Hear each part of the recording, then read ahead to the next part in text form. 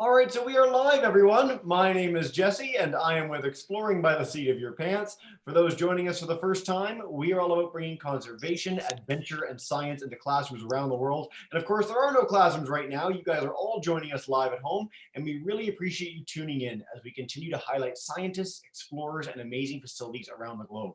Today, we continue our epic series with Ripley's Aquarium of Canada in the heart of downtown Toronto. They may be closed right now to the public, but their animal care goes on. And so today we are joined by Tally at the top of their Ray Bay tank to enjoy a spotted eagle ray feeding experience. So without further ado, I'll turn it over to the team there. Thank you so much for joining us today, Tally, and take it away. Perfect. Thanks, Jesse. So as mentioned, my name's Tally. I'm one of the educators here at Ripley's Aquarium of Canada. And today I'm standing right in front of our Ray Bay exhibit, which is our second largest exhibit in the aquarium. So if you've been here before, you might know that it's home to 4 different types of stingrays, our bonnethead sharks, and a few different species of fish as well, which we'll talk about in a little bit. But most importantly, we are going to be doing a little bit of a feeding for you guys today. So we are going to be feeding our spotted eagle rays. They are one of our 4 types of stingrays. We'll see if one of them decides to make an appearance for lunchtime. And this is also Jeremy, who's one of our divers here, and he's going to be doing a bit of enrichment there. It looks like they're a little bit camera shy right now, but as soon as they smell that food, they'll be right over. So we feed our stingrays in a couple different ways depending on their behavioral and enrichment needs.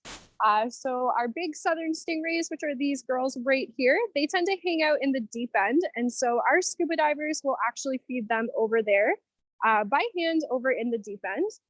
But our smaller ones, our little Cownose Rays, which are those ones right there, and our spotted eagle rays, who have finally decided to make an appearance, they tend to hang out in the shallow end, which is why we feed them up here. Now, our spotted eagle rays might look a little bit different compared to the other types of rays, because they have those little spots along their back and that strange looking rostrum, which is just another fancy word for their nose. But they're very, very intelligent, and they've learned that if they go down while our southern rays are being fed, that they can actually steal their food. So they have learned how to do that, and we've combated that by performing a little bit of target training and enrichment with them at the same time as our southern ray feeding, so that we can distract them a little bit. So with enrichment, essentially what that means is we're giving the animals here at the aquarium bit of environmental stimuli, some puzzles, some small tasks to do in order to keep their brain stimulated, to keep them healthy and happy while they're here at the aquarium. And one way that we'll do that is actually through target training. So Jeremy is holding a target. It is just a simple piece of PVC pipe. We haven't done anything to it. It's just a regular elbow joint there. And the eagle rays have learned over time that if they come over, they must touch their rostrum to that target in order to be rewarded with food. So this is just a little task that we do while they're being fed in order to give them that enrichment, but also to distract them from going down and stealing that food from the southern rays. And we actually target train a lot of animals here at the aquarium, including our bonnethead sharks, our octopus, our sand tiger sharks, our nurse sharks, and our turtles. So you might have seen that actually yesterday with our sand tiger sharks with their target training there. So Jeremy, can we see the bucket? So today on the menu, it looks like they're getting some live clam, some mackerel, and some squid. And this bigger portion here is actually for our largest spotted eagle ray. That is the female, and she's right there. And the other 2 smaller ones are for the 2 males. So we have big male and small male. And Jeremy has to know how to tell them apart when they come up. He has to be able to differentiate them so that he knows how much food they're getting. So with the big male, he's a little bit, the smaller male, he's a bit yellower and his spots are a bit clearer than the bigger male. His spots are a bit more faded. He's right over there. And the female, she's pretty easy to tell apart because she's significantly larger than the other 2 males, as well as she's a bit darker. So she's really easy to tell apart. So he's just doing that. He's going through. And ideally, we want to try and give them, I think it's about 2% of their body weight in food every single week, which is quite a lot for an eagle ray. but they're always, always hungry. So with our stingrays, we'll also tend to give them some capelin, some shrimp, some squid, some mackerel, some bonito, some hake, some bluefish. Just depends on the day. We'd like to give them quite the variety of food. And some of them are definitely more picky than others. So these little Cownose Rays, which seem to have popped up everywhere over here, these are what we call the pigs of this exhibit.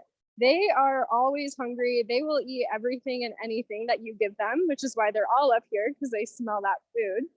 However, our southern stingrays, which are out in the deep end right now, they're a bit more timid and a bit more picky and have terrible table manners. So they have learned that they love squid and capelin, or sorry, squid and shrimp, but they don't like capelin, which is like a small bony fish. And so they will really spit out that capelin at our dive team when they're trying to give it to them, which I find pretty funny. Now, a little bit about our spotted eagle rays. They are our newest species here at the aquarium. So we got them in, I think, 2016. And Ripley's aquarium is actually AZA certified. So that means that we are accredited by the Association of Zoos and Aquariums, and we can actually trade and receive animals from other aquariums across North America, which is a pretty cool program. And I believe our smallest spotted eagle ray, he came to us from the Gatlinburg Ripley's aquarium, and the other two came from Florida, I believe. So we estimate they're probably about 6 to 7 years old. And for a ray that can get to generally about 25 years, they're still considered maybe late juveniles, early adults. So with our spotted eagle rays, they might look quite large compared to our Cownose Rays, but they can actually get quite a lot bigger. So the largest spotted eagle ray that was ever found in the wild was recorded at over 16 feet long and over 500 pounds. But the largest type of ray is actually a manta ray, which can get to over 7 meters long. So they definitely have a lot of growing to do inside here, and we'll have to see how big they get within our exhibit. Now, Jeremy's probably pretty familiar with Stingray teeth, and especially our spotted eagle ray teeth and Cownose Ray teeth. They don't have sharp teeth that you might be thinking of, like, for example, a shark, but they actually have these flat dental plates, which help them with really crunching up their food. As you saw, we were giving them some live clam, which has a really hard shell on there, and so they use those dental plates to crunch that shell. Unfortunately, because our divers are hand feeding our stingrays, sometimes they'll accidentally get bitten. Our dive team's pretty used to it. They've told me that they've gotten worse bites from a cat or a dog compared to one of our rays. And they don't mean to do it. It is completely accidental. It's just when you're hand feeding something and your hands smell a little fishy, your fingers can easily be mistaken for some food. With our spotted eagle rays, see if one of them comes over in this little fever of Cownose Rays. Oh, here's one over here. So if you can look closely, they actually have a strange looking nose there. It almost looks like a duck's bill or almost like a dolphin's face. And they use that rostrum in order to shovel in the sand for some food. So a lot of the times we'll see our spotted eagle rays just hovering in the sand, and they'll actually be digging through the sediment to find any food that our stingrays might have dropped. So this is really handy because we have some other animals in this tank that really rely on the fish that our stingrays might drop when they're eating. And it's actually all of those little fish that you might have seen. So we have some yellow-tailed snappers in here, some lookdowns, some Bermuda chubs.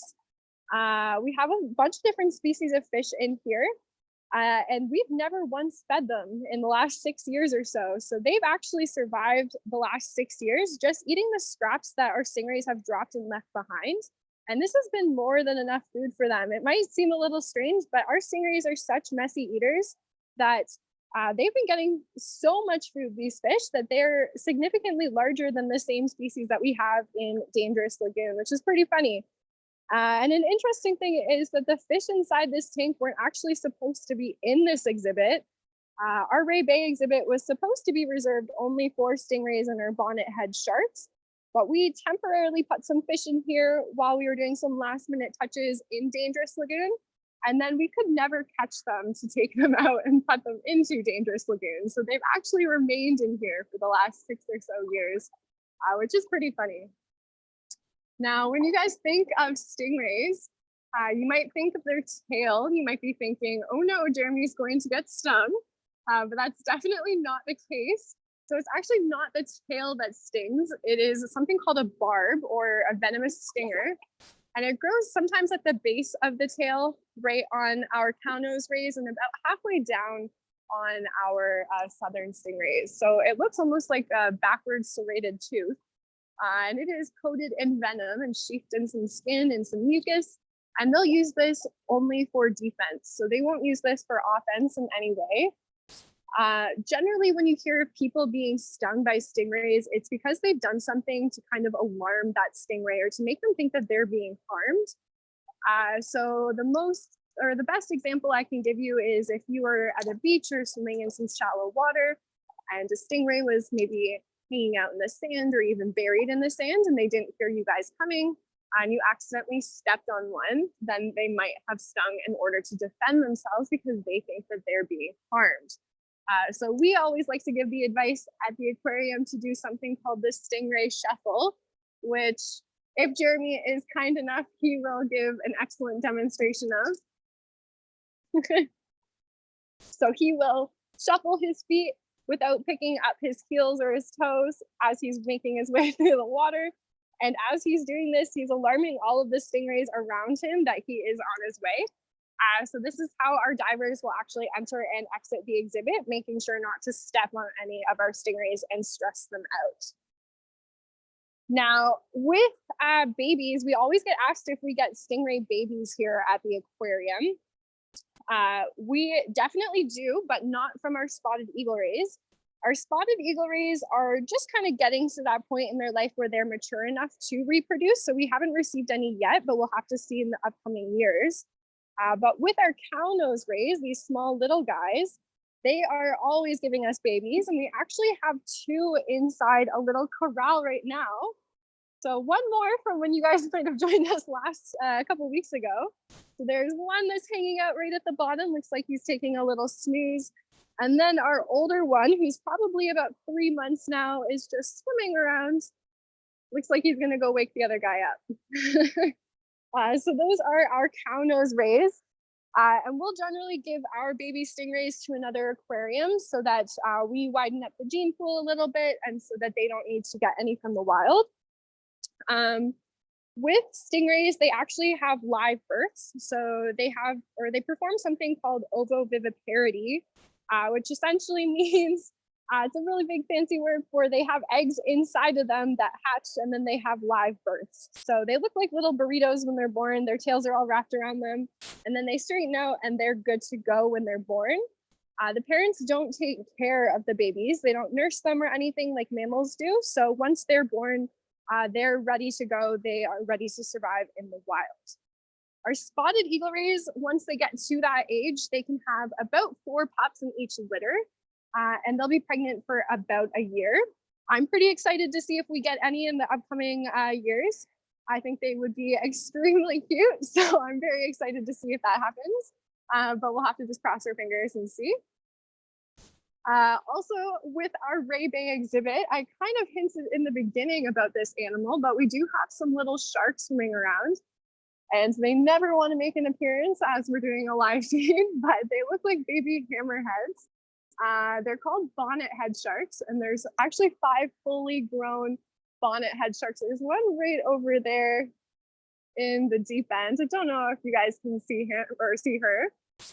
And our 5 Bonnethead Sharks were actually named after Great Canadian Shipwrecks, which is pretty cool.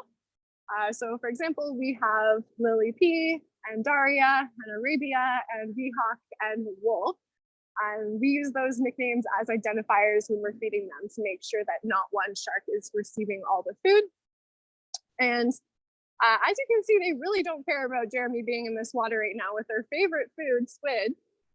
They know where their feeding time is, and they are also target trained. And so they know that that target is not in the water and they're not going to be receiving any food. So in all, Jeremy's pretty comfortable in this tank right now. He knows our stingrays are not going to sting him. He's not trying to harm them, so they don't feel threatened in any way, and they're not going to have to need that stinger. But also with our sharks, that's a really big misconception that sharks are out to get you. Sharks generally don't care about us when we're in the water. We don't look very appetizing or smell very appetizing. We're not part of their natural diet. So he is very comfortable while inside this exhibit. And our divers are in here probably about 3 to 4 times on a normal day, which is pretty interesting. So a little bit about our spotted eagle rays and their conservation. It is really important that we touch on this because they are near threatened by the IUCN, which is an organization that will look at the population numbers of animals in the wild so that we can look at how best we can save them or we can conserve them. And spotted eagle rays and other species of rays are, they're mostly threatened by humans, to be quite honest. They will get preyed upon by larger sharks, but humans have a lot of fishing nets in the waterways, and stingrays with those long tails can easily get entangled in these fishing nets. So stingrays prey victim to a lot of bycatch, which means that we might be fishing for other species of fish, but we will accidentally catch a lot of stingrays in this way. And they say about 40% of all the fish that we catch in the world is actually just a result of bycatch and is therefore wasted. So a couple suggestions that we like to make here at the aquarium is if you are a seafood lover, if you are going to the grocery store, just to take an extra 2 seconds to read the label and really check out what kind of seafood you are buying. You don't want to support any animals that might be endangered or near threatened. You want to be making sure that the species that you are buying are caught in a sustainable way. So there might be a little sticker on it, might say MSC or ocean-wise, and these are all things that let you know that this species was being fished in a way that means we can have them in the future and we can have them in our oceans because they are very important for the ecosystem. And they help support a lot of other species in their populations. So I think right now would be a good time to maybe take it away for questions if anyone wants to know more about these guys. Yeah, absolutely. Well, fantastic. First of all, thank you so much, Tally and Jeremy, for such a great presentation. And we even got a bonnethead in there for a few seconds. Really cool. So we have people joining in from all over Minnesota, Massachusetts, Ontario, and more. If you haven't let me know where you're joining from, please do in the YouTube chat bar. Type in as many questions as you can. And we'll take as many as we can over the next 15 minutes or so. But let's start with William and Bronwyn in Ottawa, who want to know, how do they get Jeremy's job? So someone wants to know how they get your job. So Jeremy is one of our divers at the aquarium, which means that he is a rescue diver. So we generally will expect people to have at least an open water and advanced diving certification, and then on top of that, a few other specialized courses. So definitely check that out because, as Jesse likes to mention, you can actually start diving when you're 10 years old, which is pretty cool. Very fun. And then you can come and work at aquariums and help support some of these guys and their conservation in person. Fantastic. At the aquarium, a lot of educators like Tally end up becoming divers. Divers become aquarists and work with animals. So it's a really nice group of organization that allows you to do a lot of different really cool roles. So yes, 10. I do like mentioning that. Thank you. All right, Lilia and Miles want to know, do they have names? So you highlighted names for the spotted eagle rays and the sharks, but for every one of those cownose rays, do they all have names or not? No. So with the animals with names, the reason that we give them these little nicknames is not to personify them or act like they're our pets. It's more just to have an easy way to identify them if we need to record what they're getting or how much they're getting fed, for example. With our Cownose Rays, it would be way too hard for us to learn every single one of their names. I think there's probably about 30 of them, and it's harder to tell them apart because they don't have a lot of strong markings or anything that we could easily help differentiate them. So they actually have assigned numbers, I believe, with the vet, but I would not be able to tell you which one is which. You mean it's not 2, 4, and 23 on the screen right now? That's too bad. All right, Jennifer wants to know, do you ever release these rays back into the wild? That's a good question. So as an aquarium, we've only been open for about 6 or 7 years now. So We're also in Toronto, so we're unfortunately not near any ocean. So that would definitely be something we'd want to look into in the future, but right now it's just not feasible. Also important to note is that a lot of the animals that we are receiving are coming from other aquariums, or they're actually rescues. So they would never be able to be released into the wild. For example, in the back there, you might be able to see just the tip of her over by that rock is one of our southern stingrays named Ruby. And she's actually missing half of her tail. And she came to us like this. We aren't entirely sure what happened with that. But she wouldn't be able to defend herself. She wouldn't be able to use that barb. And so she wouldn't have a very good chance surviving in the wild. So a lot of these animals we would never want to release, because we're actually keeping them safe and keeping them healthier by having them here. Yeah. I actually like there was a little bit of a YouTube chat between a bunch of the people tuning in about that very topic. So I'm glad we got that brought up, Callie. All right. We've got a question from Robin. Robin and Kara from Ottawa. They want to know, how many baby rays do you have? So I know you have the 2 right now. How many have you had historically? Oh man. I think we've had probably about 6 Cownose Rays within the last year, I want to say. Generally every year we'll get probably between 5 and 10, and we'll give those all to another aquarium. Also, many of the Cownose Rays that are actually in this exhibit right now, some of the larger ones, were also born here. So we have a couple different generations that were all born here of our Cownose Rays. Very cool. I want to take the chance to highlight too. So Ripley's Aquarium of Canada is a Canadian Association of Zoos and Aquariums accredited facility, which means it's got the highest level of animal care that you can possibly have. And so when you see aquariums or zoos where animals are breeding and having young, that's a really good sign that they're really happy and healthy, because in places where they're not happy and healthy, they don't breed and they don't have babies. So really cool. There's been multi-generations there. That's awesome. Again, keep them coming, guys, on YouTube. We look forward to many more questions, but let's go to Ethan in Boston, joining us for the 33rd time in the last who wants to know what the average lifespan of a spotted eagle ray is. So in the wild, it would be about 25 years. There isn't a lot of data on how long they will survive in captivity. And we estimate that ours are probably about 6 to 7 years old right now. So they still have at least a decade ahead of them. Very cool. All right. Satara, who also joined us in the last few days, wants to know, where do stingrays live? So where can you find these spotted eagle rays in the wild?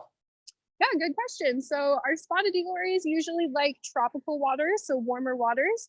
They've been found in the Atlantic Ocean, in the Indian Ocean, and the Pacific Ocean, all over the world, generally closer to the equator. So we wouldn't find them off the coast of Canada, for example. No frozen icicle covered spotted eagle rays. All right, Jinder wants to know from Woodbury, Minnesota, if you feed the rays 2 to 3% of their body weight, how do you weigh them to find out that body weight to begin with?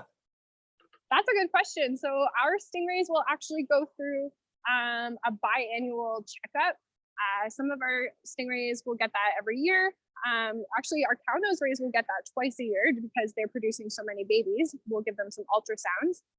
And during this little checkup, our divers and our aquarists will bring our stingrays up into the shallow end with large nets, and then they have specialized scales and stuff that we can weigh them outside of the tank.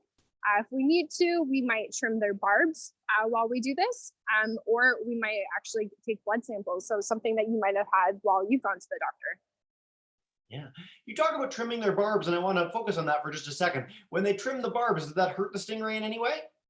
No, so we trim the barbs here at the aquarium just to make sure that our divers and the people that are actually visiting the aquarium can touch our stingrays and have a 100% chance of not getting hurt. We don't want any accidents to happen, but it definitely does not hurt. It grows pretty similar to a fingernail. It'll continue growing after you've trimmed it. There's no nerve endings in there, scientists believe. So it's very similar to just trimming your fingernails. Yeah, fantastic. Always like to get that message in. All right. Heather wants to know, how long do the babies stay in the little pen? So the reason that our babies are even in that pen in the first place is because we want to make sure that they are happy and healthy. A lot of people tend to think that it's because these bigger ones are going to eat them. It's not the case. They get smaller food. They're a bit clumsier when they first start out, so they're swimming into a lot of the decor and the rocks, and we just want to make sure they're not hurting themselves. And also it's easier to keep a hold of them or track them down, example, for food time. So they'll probably stay in there until we're absolutely sure that they are good at being hand fed, that they're comfortable with the aquarist, that they're strong enough for being transported, that they are happy and healthy and good to go and survive in the deep end of another aquarium. Very cool. Dennis wants to know, how many rays do you have in this tank? How many could you fit in there? Like, tell us how many there are, and then are we able to add more or not? Would you ship them to other aquariums? I believe the estimate is probably about 40 to 50 stingrays inside this tank. I think we have about 30 Cownose Rays. I think there's 12 southern rays, 3 spotted eagle rays, 2 rough-tail rays, and then now our 2 babies. I don't think we would want to add it anymore. We want to make sure that the animals have enough space to freely swim around and be comfortable and to get away from any other stingrays that might be bothering them if need be. So we want to make sure that they have that open space. So I don't think we would actually want to add any more. And that's also one of the reasons why we are giving some of our stingrays away, the babies, to other aquariums. Very cool. Tally, I have a quick request if you could. I don't know if you're able to get down and show us through the water on the side, through the glass partition there, what the rays look like from the side, but it's a neat view. See if we can get them coming up right beside us. And there's a shark. Well, there you go. Ask and you shall receive. Very cool. So I'll keep you on that. This actually makes my day. There's 2 of our most popular YouTube viewers. One of the questions was, why are the spotted eagle rays called spotted eagle rays? And the unscientific response, we'll come to you in a second, was because they have spots and I guess eagles are cool. So thank you guys for that online. But is there a reason they're called eagle rays? You're not far off, to be quite honest. So our spotted eagle rays, they get that name because of those spots along their back, and also that rostrum that they have. It almost looks like a duck's bill. So I believe that was part of the reason why they got the name eagle ray, being named after a bird. Yeah, very cool. All right. Maimuna wants to know, do the stingrays ever get sick? And I love if we'd segue this into what happens if an animal gets sick at the aquarium. What do they do? Yeah, of course. So everything has the ability to get sick. Here at the aquarium, they're really lucky because they have many aquarists and divers looking after their health every single day. And we also have a vet on staff who will help them out. If one of our animals was to get sick, we would always make sure that we are bringing in our vet. She'll do a complete checkup, similar to how if you bring your pets into a vet's office, very similar workup. And then if need be, we might bring them into the back so that they have their own private exhibit, just to give them some peace and quiet and some time to heal. Maybe we might need to give them some medicines, and that'll all be done back there as well. We even do surgeries in the back area as well. So very similar stuff to what might be seen at a vet's office will be done in the back here at the aquarium. Perfect. If you guys want to see the back too, check out some of Ripley's past sessions with us, especially with their sea turtles, which they feed out there in the back. So if you check those out, you'll see a little bit of behind the scenes, which is very cool. All right. We're going to take a few more questions. Sarah wants to know, how old is your oldest stingray at the aquarium? Our oldest stingray is one of our rough-tailed stingrays. He looks pretty similar to our big southern rays over here, but he tends to be a little bit shyer and he hangs out in the deep end. And we think that he's in his late 20s. So for a rough-tailed stingray that would usually live about 25 or 30 years, he is definitely an old grandpa in this tank. Before we take the last question from Ethan, which is a great way to wrap us up. So we've got stingrays in this tank. For people at home who might be curious about manta rays, stingrays' cousins, I understand you have a cool picture of one of those nearby. Yeah, we do. So we have this big manta ray up here, and this is the largest manta ray that was ever found and recorded in the wild, which was over 7 meters long, that wingspan. Our stingrays are significantly smaller than that. Very cool. So if you guys want to check out manta rays, we've done several sessions on them in the past with various other organizations and conservationists. So check that out on our YouTube channel. We will wrap up with Ethan. What can we do to help save the spotted eagle ray if we're at home?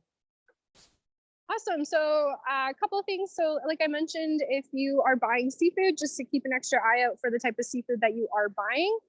You want to eat sustainably caught seafood. So checking those labels. Making sure that you're helping protect a lot of marine species will protect a lot of other marine species at the same time, which is really important to note. So if you are helping to eat sustainably caught fish, it will be helping a lot more than you think. Not supporting anything that has to do with stingray poaching or stingray fishing. So stingrays are still eaten in some parts of the world, and their tails I've seen have been used almost like trophies from some people who go and hunt them. So these are things you definitely don't want to support. But the best thing that you guys have done already is just educating yourself. So you guys have all this power and knowledge now about our stingrays that you can go and share with the world. Amazing. We always get that in conservation messages. The more you guys know, the more you share how excited you are about stingrays with people around you. It makes a huge difference. If you're looking for sustainable seafood, Sea Watch and Ocean Wise are both amazing programs you can look for. Little symbols in grocery stores and restaurants for fish. Buy sustainably and you'll help protect stingrays and a whole bunch of other amazing creatures. Tally, this has been really, really fantastic. Thank you so much for joining us today. No problem. Thank you so much, Jesse. All right. And for everyone tuning in at home, check us out on YouTube. You can subscribe there. You can join us on Twitter. You can donate on our website at Exploring by the Seat of Your Pants. And we are going to be featuring more programs with Ripleys going forward in the next coming weeks. Shark feeding, stingray feeding, seahorses, and more. Some really amazing creatures as we continue to bring some awesome educational experiences from Canada's top aquarium. Thank you so much for joining us today, everyone. Have a wonderful rest of your day. Bye for now.